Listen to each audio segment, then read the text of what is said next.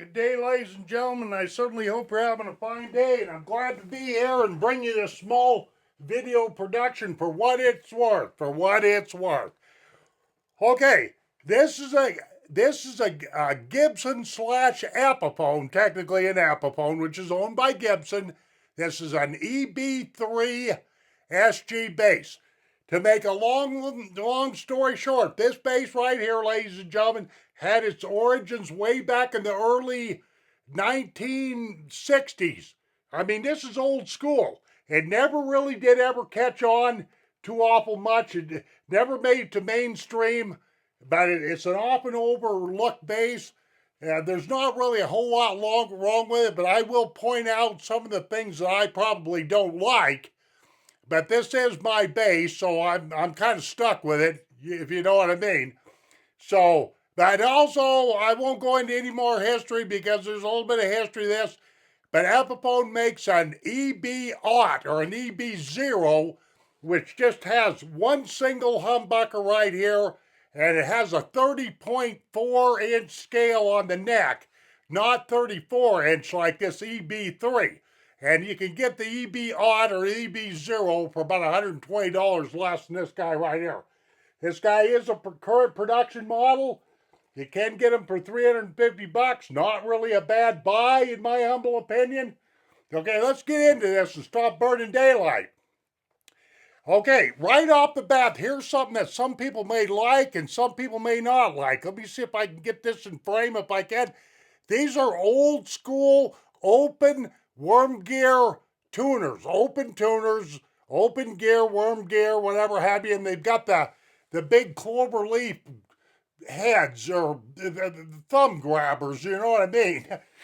Now, I was tuning this bass up earlier, and I have an idea that these tuners right here, they're nice, they're very iconic looking, very old-fashioned looking, and all that, but I have an idea that they're just not as articulate as some of the better tuners on the market, okay? That's one thing I want to bring to your attention right off the get-go here, okay? And another thing I might want to say, a lot of people complain that this bass here is neck heavy. You've got head dive, neck dive. I don't play in a band. That don't bother me. I don't do cartwheels across the stage. That's for some idiot younger than me. And all that other stuff. Most of the time when I play bass, I'm sitting down, so it doesn't matter. But what kills me, if Gibson, i.e. Epiphone, knows that this has got a head dive problem, why are they putting such big iron up there? That's a little joke, because those are pretty mad. These are the biggest tuners of any of the four basses that I own. Okay.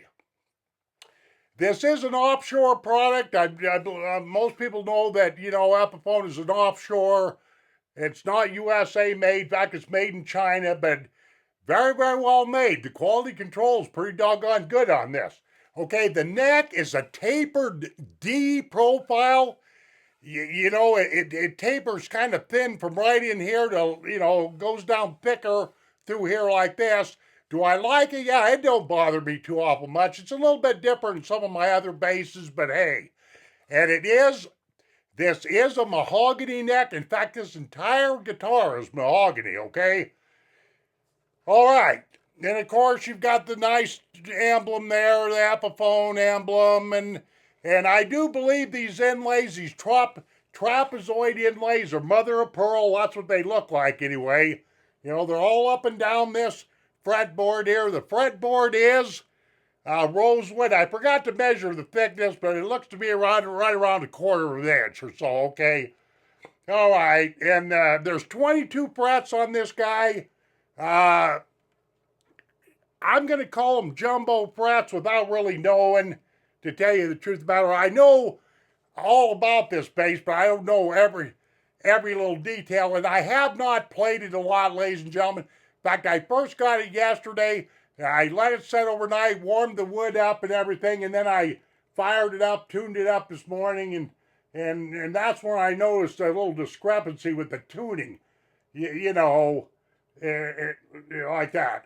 Okay, this neck dive that I was talking about, a lot of it's due to that button being right there, the strap button being right there. So if you're a stand-up bassist, you might want to realize that you got a little neck dive on this guy, supposedly. And like I say, the soundboard is mahogany. Now, getting onto these humbuckers, one of the reasons, I don't have to justify anything to anybody, but one of the reasons why I bought this particular piece is simply because I don't own any basses with humbuckers or double humbuckers or any of that. I have an acoustic that's got, of course, a Fishman pickup in the bridge. My other two basses, I have a PJ configuration, precision, jazz. This is different. This is a single humbucker here, designed by Epiphone. It's called a Sidewinder. It is the most heaviest sounding. It's got the deepest sound. This is a mini humbucker right here in the bridge, and it's designed by Epiphone. Okay, and it's a lot higher in tone. Okay, now this bridge right here, this is something that you might not like. Okay, it's a 3-point bridge, if you can see that. It attaches right there, and right there.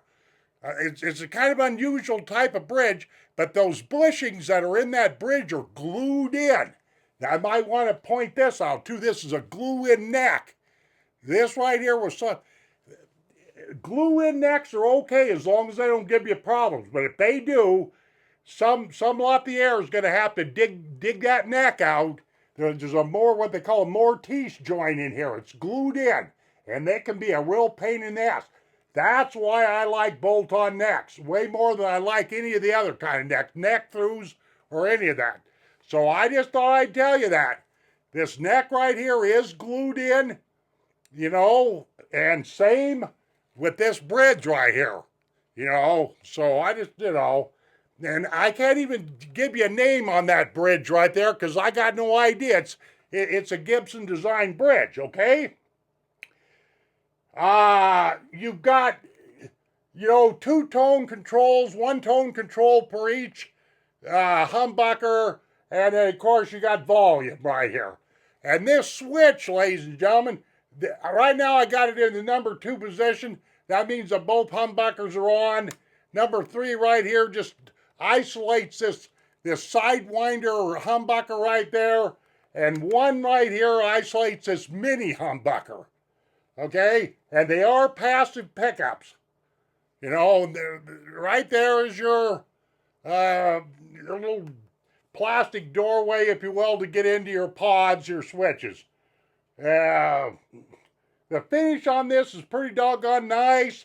It's got a see-through. You can see the mahogany. Like I say, there's only 2 woods in this guitar. Bear this in mind.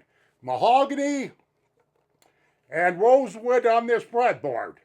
Now, what else have I forgot? And of course, your 1/4-inch instrument cable goes in right there.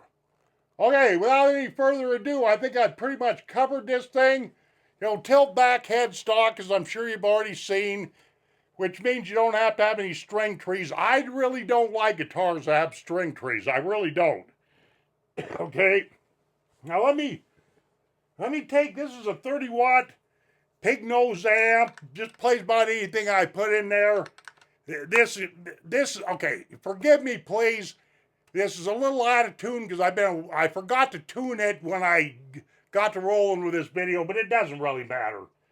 Okay, let me turn this on and okay. We got it in the number 1 position right here, which should be this mini humbucker right here. And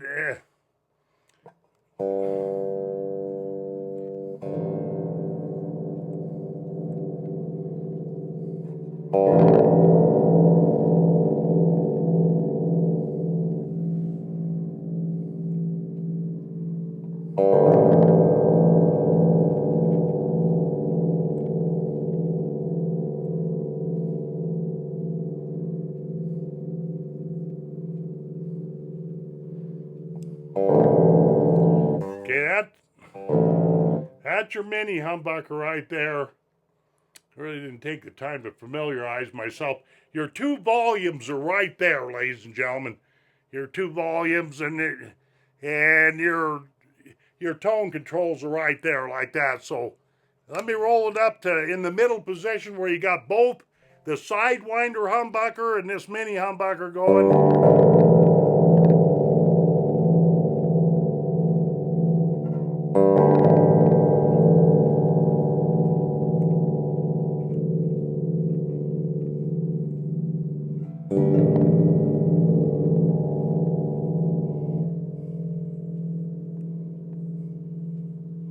Yeah, let me go up here.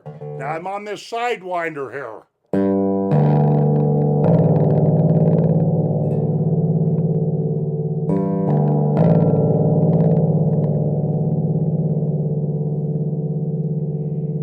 Really nice, robust, old school sound. I might want to throw this in here before I end this video and make a damn fool out of myself.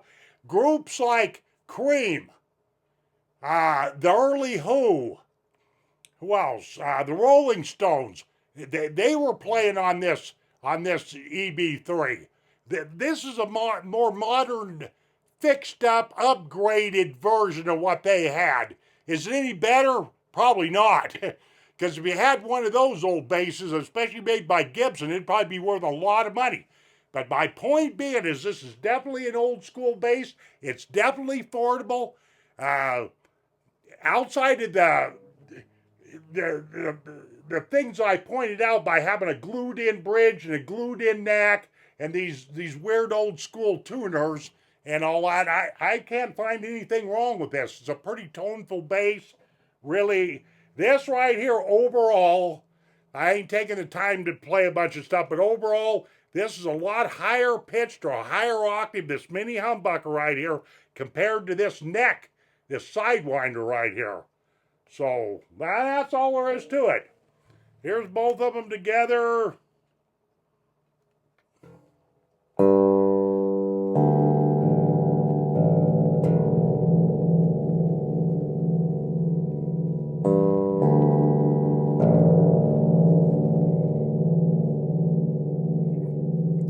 But I would not be afraid of this piece at all, ladies and gentlemen. It's pretty nice. It's got a nice finish. Nice pick guard right here. You know, mother of pearl trapezoid inlays there. And hey, what can I say? Not bad. $350. You can buy them all day long. That's all I know. I really got in a hurry on this review. Oh, and the fretwork is real nice too. You know, your fingers aren't going to hang up. The frets are polished very nice. 22 frets. Okay, that's about it, ladies and gentlemen, but don't be afraid of this. It's a very old, it never did make mainstream, that's my point. And I was unaware of it until I researched it. And, but, you know, and it is an old school bass, but hey, if you like what you're hearing,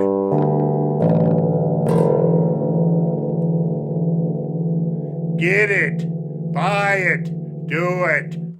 Okay. Thank you very much, ladies and gentlemen. Have a nice day. Jump, jive, and wail. Take care of yourselves, and we'll see you on down the trail.